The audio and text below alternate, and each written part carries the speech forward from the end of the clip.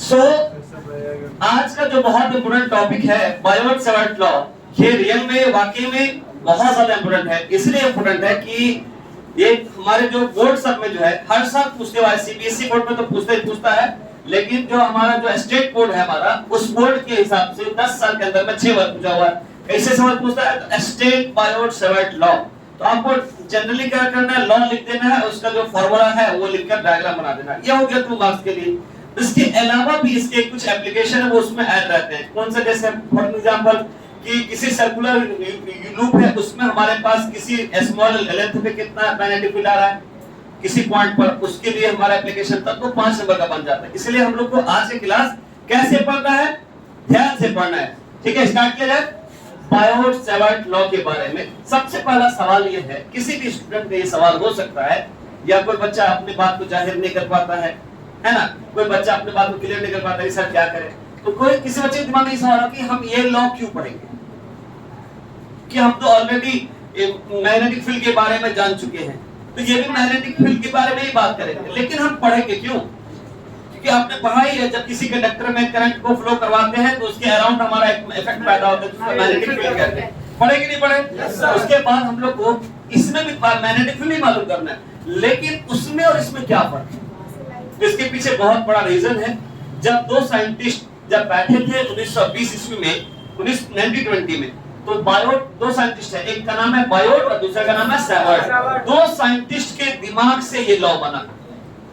ये बात तो समझ में आ गया कि 2 साइंटिस्ट मिले, जैसे आप लोग में भी कोई साइंटिस्ट होगा, कहीं से कहीं दिमाग लगाता होगा कि नहीं, बैठे हुए खुरपाती दिमाग चल रहा है, कहां आज का कितना क्या काम करना है। तो उसी तरीके से थोड़ा सा ध्यान से पढ़ना जरूरी है कि बायोट-सैवर्ट ने, बायोट एक अलग साइंटिस्ट का नाम है, सैवर्ट एक अलग है। जब दोनों बैठे थे 1920 में, उन्होंने एक्सपेरिमेंट किया।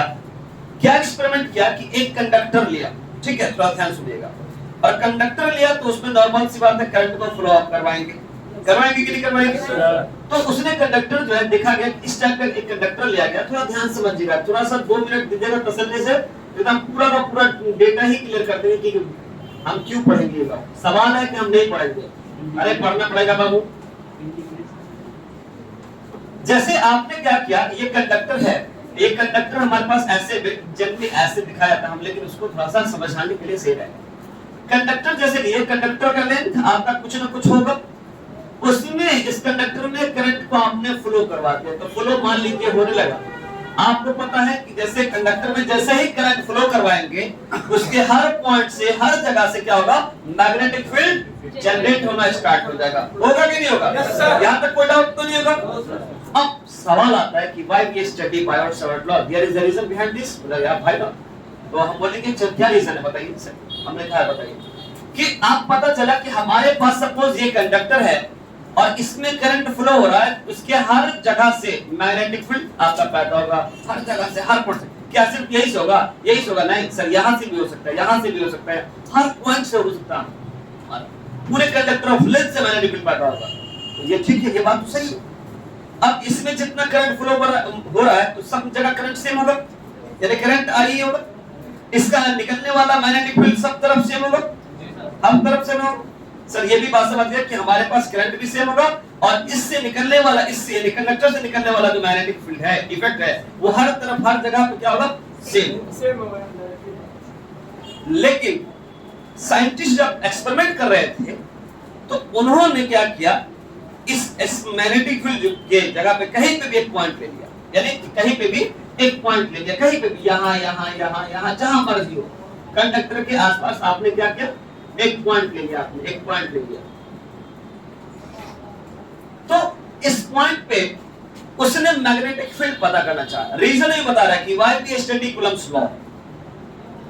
कंडक्टर में जब मैग्नेटिक करंट फ्लो कर रहा था तो मैग्नेटिक फील्ड हर जगह से निकल रहा था, इस पॉइंट से, इस पॉइंट से, सब जगह से निकल रहा था, पूरे लेंथ ऑफ कंडक्टर से निकल रहा था। लेकिन उसके बाद इसके रीजन में क्या है कि हमारे पास इस कंडक्टर के आसपास कहीं पर भी, किसी पॉइंट पर भी अपने एक पॉइंट लेना है, एक पोजीशन लेना है, यहां पर मालूम करना है कि हमारा मैग्नेटिक फील्ड कितना हो रहा है। तो मान लीजिए अगर ऐसे देखा जाए तो कंडक्टर का, हमारे पास कंडक्टर से किसी पॉइंट की दूरी कुछ ना कुछ तो होगा, तो यहां पर आपका फिक्स नहीं है। अब यही प्रश्न मैंने फील्ड नहीं मालूम करना है, पता चला क्या कि साइंटिस्ट देखा कि इस पॉइंट से भी मैग्नेटिक फील्ड कुछ है, इस पॉइंट से भी मैग्नेटिक फील्ड कुछ है, हर जगह से देखने लगा। जब ये देखने लगा तो यहाँ पे डिस्टेंस के अंदर में वेरिएशन आने लगा। आया कि नहीं आया डिस्टेंस? कहीं पे यहाँ पे देखिएगा ये छोटा है, यानी ये वाला छोटा है, उससे बड़ा है, उससे बड़ा है, उससे बड़ा, ये डिस्टेंस में वेरिएशन होने लगा। आपने पढ़ा भी है, आपने समझा भी है कि जैसे जैसे कंडक्टर से हम लोग दूर होते चले जाएंगे वैसे वैसे मैग्नेटिक फील्ड का इफेक्ट भी कम होते जाएगा।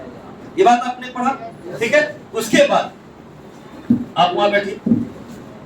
उसके बाद आपने देखा क्या, जैसे जैसे डिस्टेंस इंक्रीज करने लगेगा उस पोजीशन पे, उस बॉडी पे, उस पार्टिकल पे मैग्नेटिक फील्ड का इफेक्ट कम होने लगेगा, और जितना नजदीक आने लगेगा वैसे वैसे इफेक्ट इंक्रीज करता जाएगा। लेकिन यहाँ पे देखा गया कि साइंटिस्ट ने एक फिक्स पोजीशन लिया, जिस पॉइंट पे देखा गया हर जगह से अलग अलग मैग्नेटिक फील्ड आ रहा है। ड्यू टू हमारे पास क्या है, ड्यू टू किस वजह से, आपका डिस्टेंस चेंज की वजह से। तो डिस्टेंस हमारे यहाँ पे कुछ है, यहाँ पे कुछ है, यहाँ पे कुछ है, तो जैसे जैसे डिस्टेंस चेंज होगा क्या मैग्नेटिक फील्ड सेम होगा? चेंज होगा। अब मैग्नेटिक फील्ड चेंज होगा तब यार इसके अंदर में प्रॉब्लम आ रहा है कि यार डिस्टेंस के वेरिएशन की वजह से, डिस्टेंस के बदलाव की वजह से मैग्नेटिक फील्ड में भी बदलाव आ रहा है। तब क्या किया जाए? तब का रूप एक पूरा कंडक्टर है ना, पूरा कंडक्टर उससे हम नहीं मालूम कंडक्टर से जो मैग्नेटिक फील्ड निकल रहा है वो तो सेम निकल रहा है। उसने क्या किया, जब करंटवा सेम है और इस कंडक्टर के अराउंड जो मैग्नेटिक फील्ड वो सेम है, लेकिन पॉइंट के लिए ना अलग लगा रहा है, पॉइंट्स के लिए ना अलग लगा रहा है। इससे तो निकलने वाला मैग्नेटिक फील्ड सेम है, लेकिन आप पॉइंट अगर फिक्स ले लिए यहाँ पे तो डिस्टेंस इस पॉइंट के लिए आपका मैग्नेटिक फील्ड अलग लगा रहा है। तो यदि पता चला कि अगर हमारे पास अलग अलग दूरी लग रहा है तो मतलब मैग्नेटिक फील्ड भी अलग अलग होने लगा। उसको सुधारने के लिए, उसको एक्चुअल मैग्नेटिक फील्ड निकालने के लिए उसने क्या किया, इसी कंडक्टर ऑफ लेंथ का कोई एक पोजीशन ले लिया, एक स्मॉल एलिमेंट ले लिया, ठीक है। ये एलिमेंट एक कंडक्टर एलिमेंट है, माने उसने क्या किया, इतने लेंथ को छोड़कर उसने एक पॉइंट को, एक पोजीशन इसमें से कट कर दिया। कट करने का मतलब ये है कि यानी कि जो कंडक्टर ऑफ लेंथ लिया गया था उसमें से एक पर्टिकुलर हमने क्या किया, एक लेंथ ऑफ द कंडक्टर को कट कर दिया। कट करने का मतलब ये नहीं कि काट देंगे, एक मान लिया हमने, तो मान लेता है कि हमारे पास कंडक्टर ऑफ लेंथ हमने मान लिया इतना, जिसके अंदर में करंट I फ्लो कर रहा है, ठीक है। ये आपके पास ये टोटल लेंथ L है, तो क्या ये टोटल लेंथ होगा? ये चेंज इन लेंथ, बस आप D का मतलब आपने हमेशा पढ़ा है, ठीक है, चेंज इन लेंथ। और जैसे मैग्नेट अब हमारा लेंथ में यानी करंट एलिमेंट यानी कि एलिमेंट में बदलाव आएगा तो क्या मैग्नेटिक फील्ड से रहेगा? मैग्नेटिक फील्ड में भी बदलाव है कि नहीं? yes, तो उसने कहा कि यार अगर किसी एक पॉइंट के बीच का, एक पॉइंट से अगर मैग्नेटिक फील्ड मालूम कर लेंगे तो सब तरह मैग्नेटिक फील्ड हमारा हर पॉइंट के लिए सेम हो जाएगा। चलिए बहुत शानदार, यानी इसके बीच में हमारे पास एंगल भी है, ठीक ठाक। अब ये मैग्नेटिक फील्ड इस पॉइंट पे देखा गया तो मैग्नेटिक फील्ड क्या सिर्फ यही पे होगा, इसके अराउंड सर्कुलर लूप, क्योंकि आपने पढ़ा है कि मैग्नेटिक फील्ड जो आपको सर्कुलर लूप में शो करता है, करता कि नहीं करता है? तो हम लोग ध्यान देंगे कि हम लोग फाइनली ये बात आया सर हम लॉ क्यों पढ़ेंगे? लॉ इसलिए पढ़ेंगे कि किसी जब मैग्नेटिक फील्ड किसी कंडक्टर से निकल रहा था तो एक पॉइंट हमको फिक्स किया गया जिस जगह पे देखा गया कि अलग अलग दूरी की वजह से मैग्नेटिक फील्ड भी अलग अलग होने लगा। और जब मैग्नेटिक फील्ड अलग होने लगा तो उसको एक्चुअल मालूम करने के लिए उसी कंडक्टर में से कोई एक पॉइंट ले लिया, एक एलिमेंट को एक लेंथ कट कर दिया और वहीं से मालूम करने लगा एक्चुअल मैग्नेटिक फील्ड। तो हमारे पास क्या भाई टोटल लेंथ L है, लेकिन अगर इतनी की बात करेंगे तो हमारे पास लेंथ में बदलाव है, इसका मतलब क्या? मैग्नेटिक फील्ड बदलाव, ठीक है। तो चलिए हम लोग ध्यान देंगे कि हमारा लॉ कैसे कैसे होता है। देखिए चाहे ये हो चाहे कहीं पे हो, करंट इसमें तो सेम रहेगा, ठीक है। तो साइंटिस्ट ने बेसिकली मैग्नेटिक फील्ड पे जोड़ दिया और मैग्नेटिक फील्ड किसी एक पर्टिकुलर स्मॉल एलिमेंट की वजह से, स्मॉल एलिमेंट, ये पूरा एलिमेंट हो गया, ये पूरा एलिमेंट है, लेकिन ये जो रेड कलर का जो कट मारे हैं उसको क्या बोलेंगे? स्मॉल एलिमेंट, एक छोटा सा पार्ट किसी कंडक्टर का, बस समझ आया आपको? अब इसमें देखेंगे फाइनली कि सर क्या क्या रिलेशन है। पीछे एक बात आपने पढ़ा होगा कि किसी कंडक्टर में अगर हमारे पास करंट अगर इंक्रीज करता है तो मैग्नेटिक फील्ड में इंक्रीज कर जाएगा, मैग्नेटिक फोर्स भी इंक्रीज कर जाएगा, है ना? उसके ऊपर का हमारे चलिए एक रिलेशन है कि हमारे पास करंट के जो है डायरेक्टली प्रोपोर्शनल टू क्या है? Magnetic field. सर यहाँ पे डी क्यों नहीं हुआ? मैंने कहा डी इसलिए नहीं हुआ क्योंकि स्मॉल एलिमेंट के अंदर में करंट वही फ्लो कर रहा है कि नहीं? आपने कहा सर यहाँ डीबी है तो यहाँ डीएल लिख दिया, यहाँ डीएल है तो यहाँ डीबी लिख दिया, मैं वो ठीक है, क्योंकि स्मॉल एलिमेंट को लेकर ये रिस्पेक्ट ठीक है। लेकिन अगर कहेंगे कि यहाँ पे डी आई होगा तो ये बहुत गलत बात है, ऐसा नहीं हो सकता। इसीलिए क्योंकि हमारे पास तो चाहिए एलिमेंट ले चाहिए, सब में करंट क्या होगा, आइए ना फ्लो करेगा। तो हमारे पास क्या है, ये करंट जो है मैग्नेटिक फील्ड के डायरेक्टली प्रोपोर्शनल है। जितना हमारा लेंथ चेंज करेंगे उतना ही हमारा मैग्नेटिक फील्ड चेंज होगा, ये भी डायरेक्टली प्रोपोर्शनल है स्मॉल एलिमेंट के। बात समझ रहे हो? Faisal please listen carefully. आपने कहा कि करंट क्या है, directly proportional to magnetic field, और हमारे पास एलिमेंट जो है स्मॉल एलिमेंट क्या है, डायरेक्टली प्रोपोर्शनल टू क्या है, स्मॉल मैग्नेटिक फील्ड, ठीक है, या चेंज मैग्नेटिक फील्ड। उसके बाद ये हमेशा क्या होता है, हमारे पास जानते हैं कि कंडक्टर के परपेंडिकुलर होता है मैग्नेटिक फील्ड। अगर मान लिया हमारे पास इसमें फोर्स फ्लो कर रहा है, ठीक है, तो इसका मैग्नेटिक फील्ड कैसा होगा, ऐसे, मतलब क्या ये इसके हमेशा ये ऐसे डायरेक्शन में मूव करेगा, करेगा नहीं करेगा, ये क्या परपेंडिकुलर है कि नहीं कंडक्टर के। तो हमारे पास परपेंडिकुलर में cos थीटा आता है कि sin थीटा कि tan थीटा, ये क्या है हमारे पास डायरेक्टली प्रोपोर्शनल, क्योंकि मैग्नेटिक फील्ड में बात किया था। और कितना मैग्नेटिक फील्ड है, स्मॉल एलिमेंट के मैग्नेटिक फील्ड, तो sin थीटा होगी। अगर ये बात चौथा स्टेटमेंट लिख ले कि 1/r², यानी कि magnetic field inversely proportional to the square of distance. चल सर यहाँ पे तो एक ही डिस्टेंस है कि नहीं, सवाल तो आपके दिमाग में बहुत सारे बच्चे के अंदर में कंफ्यूजन रहता है, लेकिन जब टॉपिक पढ़ा देते हैं तो लगता है यार हमारे दिल के दर्द को सर समझ गया, बता देता है अपने आप। सवाल ये होगा कि सर यहाँ पे तो r ही है, यहाँ पे r² क्यों है, क्योंकि आप मैग्नेटिक फील्ड को देख रहे हैं और मैग्नेटिक फील्ड सर्कुलर लूप में ट्रेवल करता है, और सर्कुलर लूप का एरिया क्या होगा, πr², तो r² आएगा क्या आएगा, अब पाई क्या है, कांस्टेंट है, इसलिए हमारे पास। और इनवर्सली क्यों आया, तो आप यही बात है कि इनवर्सली कैसे, जैसे जैसे डिस्टेंस इंक्रीज करेगा वैसे वैसे उसका मैग्नेटिक फील्ड इंक्रीज करेगा, और जैसे जैसे डिस्टेंस कम करेंगे मैग्नेटिक फील्ड इंक्रीज करेगा। इनवर्सली क्यों है, क्लियर हो गया बात। r² क्यों है, ये भी बात क्लियर है कि मैग्नेटिक फील्ड आपका सर्कुलर लूप में सर्कल का एरिया πr² होता है, वृत्त का क्षेत्रफल होता है कि नहीं होता है, तो यानी यहाँ पे r² लगेगा। क्लियर है बात। ये सब बात देखने के बाद कुल मिलाकर ये बात मालूम चला कि सब में क्या कॉमन है, dB,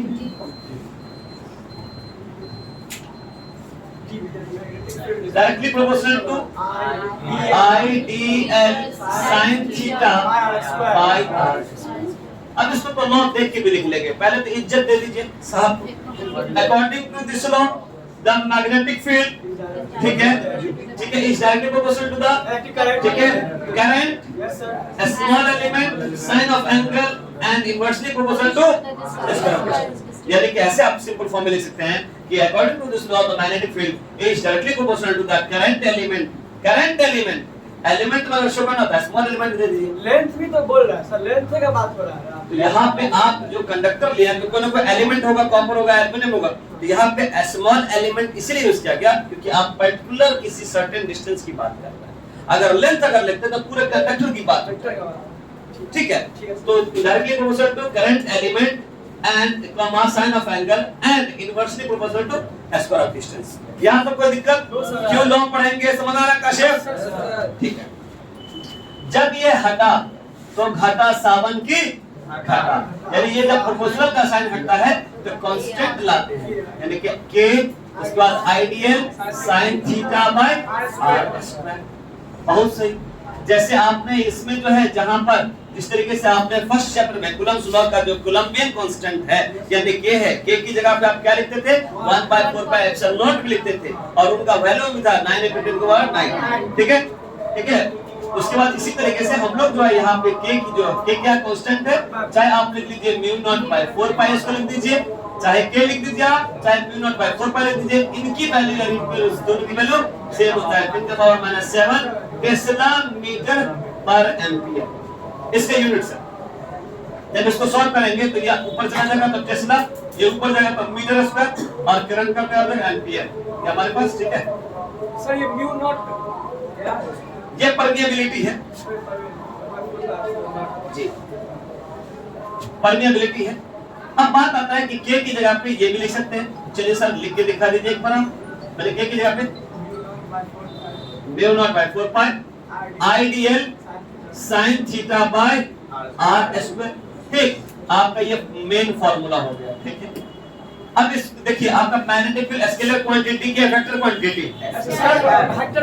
ब्रदर आप लोग पीछे से नहीं पढ़ना चाहते हो, जाहिर लगाना चाहते हो आप लोग, so why not give the reply in the classroom? If you will not give the reply, if you will not give the feedback in the classroom, definitely the class not successful and not give the efficient and effective class. So whatever I teach in the classroom, definitely you will give the answer. Yes, sir. What I ask you. अब बात आता है कि magnetic field एक vector quantity है, जब vector है तो हमको तो डायरेक्शन में दिखाना पड़ेगा, तो हम वेक्टर फॉर्म में लिखते हैं। थोड़ा सा ध्यान दीजिएगा बात को। एक वेक्टर फॉर्म, आप यहाँ पे मैग्नेटिक फील्ड आपका वेक्टर क्वांटिटी है, ये आपका कांस्टेंट है mu naught by 4 pi. Current आपका स्केलर है कि vector? Current scalar, scalar quantity है। आई हमारे पास यहाँ पे एक पर्टिकुलर लेंथ फिक्स कर दिया गया, तो ये आपका वेक्टर क्वांटिटी है। साइन अगर साइन थीटा हटता है तो क्रॉस आता है, साइन थीटा हटेगा तो क्रॉस आएगा। अब यहाँ पे तो कुछ और है नहीं, मतलब यहाँ पे कुछ और लिखना बाकी है। अब बाय में क्या है? R square. हमने क्या कि ऊपर भी एक आर लिख दिया, नीचे भी एक आर लिख दिया, यहाँ पे आर को वेक्टर फॉर्म में दिखाना पड़ेगा। तो फाइनली हमको क्या निकला, यहाँ पे आपको फाइनली निकला कि dB vector quantity mu naught by 4 pi I dl cross r by r, ये आपका वेक्टर फॉर्म। लेकिन ज्यादा इस्तेमाल न्यूमेरिकल में इसका होता है, और उससे भी ज्यादा इस्तेमाल हम आगे आपको बताएंगे कौन सा होता है। तो चलिए हम लोग स्टार्ट करते हैं इसको लिखना, बायोट-सेवर्ट लॉ के बारे में। जल्दी से लिखिए।